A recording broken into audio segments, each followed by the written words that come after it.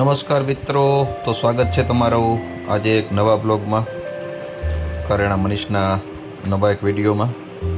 તો આ છે સુરતમાં આવેલું એક ગુરુકુળ. ત્યાં ઘણા નાના મોટા મંદિરો અંદર પણ બહુ મસ્ત બનેલા છે. તો અહીં તમારે આવવા માટે તમે ઓટોથી પણ આવી શકો છો અને બસથી પણ આવી શકો છો. જો તમારે બસમાં અહીં આવવું હોય તો તમારે સિટી બસ 102 નંબરની બસ પકડી અને તમે અહીં આવી શકો છો. આ કંઈક છે અહીંના નજારા તમે જોઈ શકો છો. અહીં કળશ સ્વરૂપમાં ઘણા મંદિરો આવેલા છે.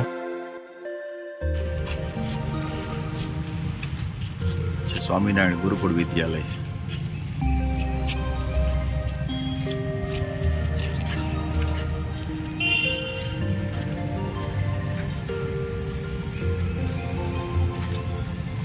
જો કેટલો મસ્ત મંદિર છે. ઉપર હનુમાનજી બિરાજમાન છે વચ્ચોવચ્ચ. ચાલો અંદરનો નજારો તમને બતાવીએ. જો અંદર મોબાઈલ કેમેરો એલાઉડ હોય તો. અત્યારે મોસ્ટ ઓફલી જગ્યાએ કેમેરો એલાઉડ હોતો નથી મંદિરોમાં તો ખાસ કરીને અત્યારે બેન્ડ જ હોય છે. ત્યાં કેમેરો એલાઉડ જ નથી હોતો, જેથી કરીને આપણે તમને અંદરના નજારા નથી દેખાડી શકતા. બહારથી જ તમને દેખાડવું પડે છે. શું છે? હા, ફૂટબોલ લઈને બેઠો છો. હા, ચાલો નીલકંઠ અંદર હવેલીમાં દર્શન કરી આવીએ. આવ્યા છે તો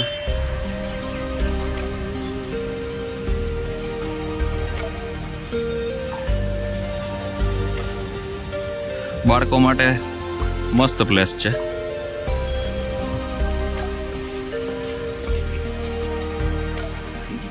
નજારા જોવો તમે ખાલી, મસ્ત મસ્ત બધા.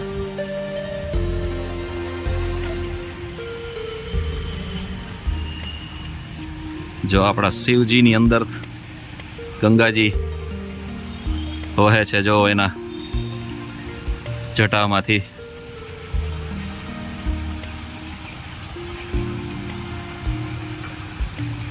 ઉપર ગંગાજી બિરાજમાન છે.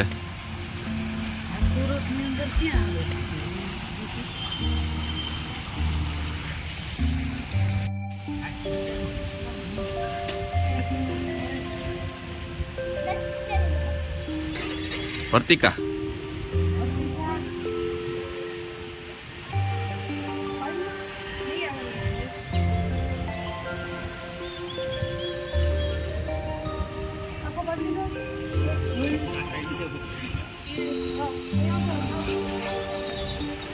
નીલકંઠ હવેલી. જય શ્રી ગણેશાય નમઃ. સામે હનુમાનજી બિરાજમાન છે. જય હનુમાન બાપા.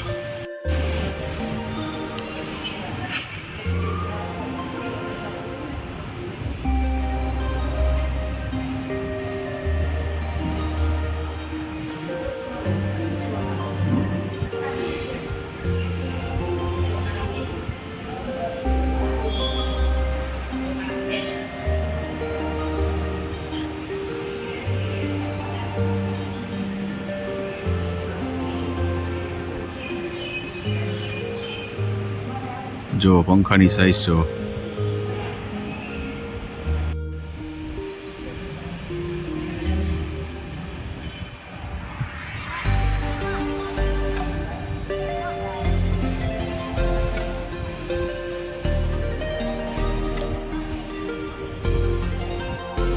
ધીરે ધીરે હો. હા એમ. હા વાંધો. હા કેરી જો. આમ જો મારી બાજુ. હા,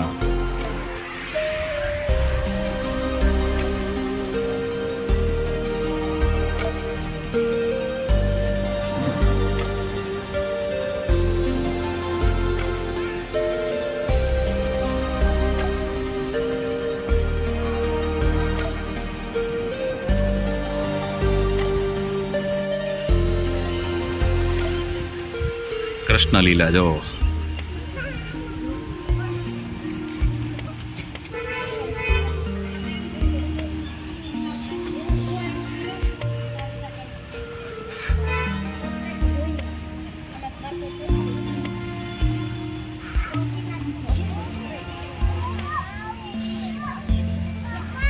હા દીકા જો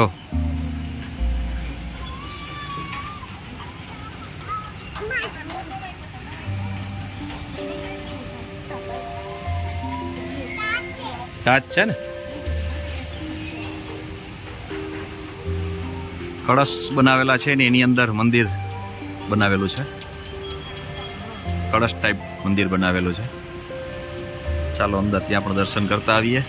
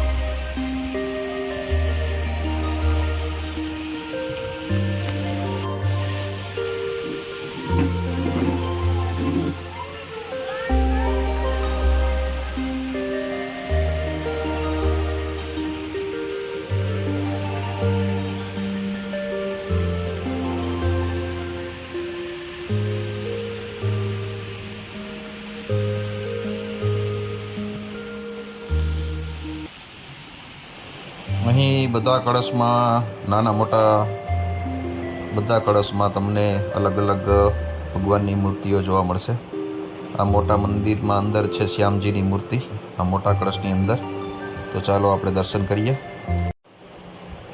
અને તમે સાઈડમાં પણ જોઈ શકો છો અંદર સ્વિમિંગ પુલ જેવું બનેલું છે અને એની વચમાં પણ તમને મૂર્તિઓ રાખવામાં આવેલી છે અને તેની સાઈડમાં ચારે બાજુ તમને ફુવારા જોવા મળશે. તો બહુ મસ્ત બનાવેલું છે આ. જોઈ શકો છો તમે અહીં ચારો તરફ જલ અભિષેક કરવામાં આવે છે. અહીંયા અલગ અલગ પ્રકારના ફુવારા પણ આ રીતે ગોઠવવામાં આવેલા છે. જોઈ શકો છો તમે.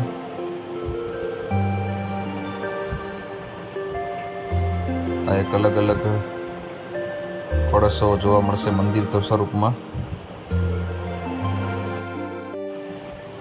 દોસ્તો આ તમે જોઈ શકો છો જે મોટો કળશ છે તેની અંદર ઘનશ્યામજી બિરાજમાન છે. તો ચાલો તેના દર્શન કરીએ આપણે. આવી કંઈક છે મૂર્તિ અંદર. તમે વિડીયોના માધ્યમથી દર્શન કરી શકો છો. ઘનશ્યામજીના દર્શન કર્યા બાદ પાસે જ બનેલું છે ભગવાન શ્રી ગણેશનું આ મંદિર જય ગજાનન. તેની જ પાસે આગળ જઈએ તો બાજુમાં બિરાજમાન છે મહાદેવ. ચાલો તેને દર્શન કરી લીધા. હવે આપણે બાજુમાં જ જોઈ શકો છો આ છે નરસિંહનો અવતાર. તમે જોઈ શકો છો જ્યારે નરસિંહ બન્યા હતા ભગવાન તેનો છે. આ છે ભગવાન સીતારામજી, માતા સીતા અને ભગવાન શ્રી રામના દર્શન કરો હનુમાનજી સાથે.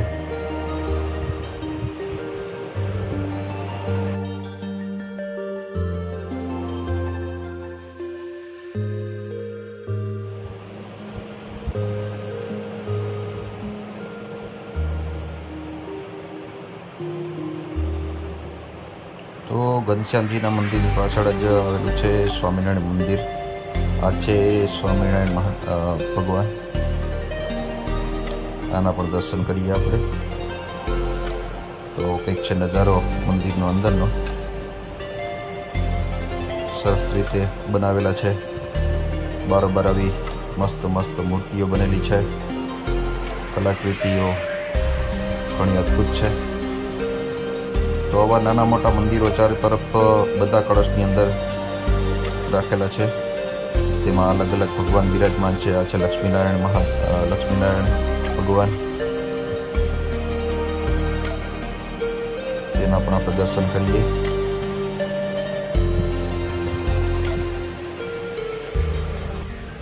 આ મંદિરમાં વિષ્ણુ ભગવાન બિરાજમાન છે માતાજી સાથે. તો અહીં હરેક કળશમાં અલગ અલગ ભગવાન બિરાજમાન છે. તમે બધાના દર્શન કર્યા.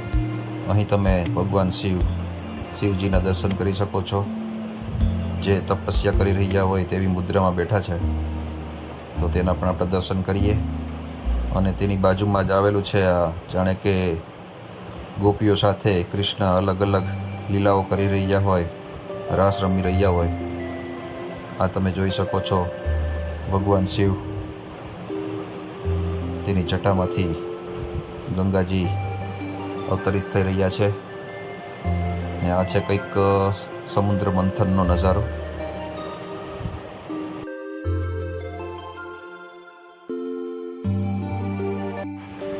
દેવતા અને દાનવોની વચ્ચે અમૃતની શોધમાં થયેલું આ સમુદ્ર મંથનને દર્શાવતા આ વર્ણન કરી રહ્યું છે. આ મૂર્તિઓ જોઈ શકો છો તમે. ભગવાન શિવે જ્યારે આમાંથી ઝેર નીકળ્યું હતું તે પોતે ગ્રહણ કરેલું અને અમૃત માટે આ થયેલું સમુદ્ર મંથન દર્શાવતું આ વર્ણન કરી રહ્યું છે. અહીંયા અલગ અલગ બીજી મૂર્તિઓ પણ ઘણી છે. અહીંયા બગીચામાં દર્શાવેલું છે ગુરુજીઓ જેમ શિષ્યોને પાઠ ભણાવતા હોય. બીજા અલગ અલગ ઘણી કલાકૃતિઓ અહીંયા રાખેલી છે. આ એનો કંઈક પ્રવેશ દ્વાર છે. 2 પ્રવેશ દ્વાર છે. એક બીજી બાજુ છે સામેની સાઈડમાં. સામે મંદિર કષ્ટભંજનનું છે.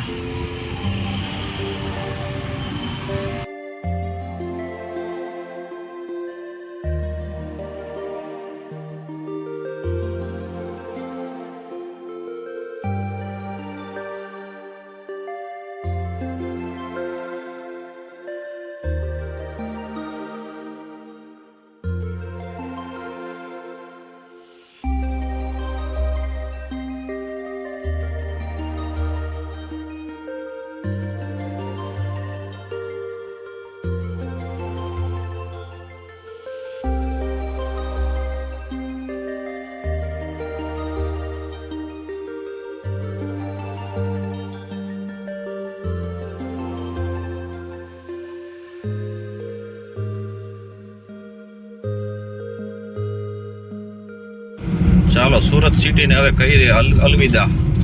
નીકળીએ છીએ હવે આગળ ના ડેસ્ટિનેશન ઉપર. તો સુરતને હવે કહીએ આપણે અલવિદા. Bye bye Surat. ચાલો હવે મળીએ આપણે નવા ડેસ્ટિનેશન ઉપર. ત્યાં તમને લઈને જઈ રહ્યા છીએ હવે.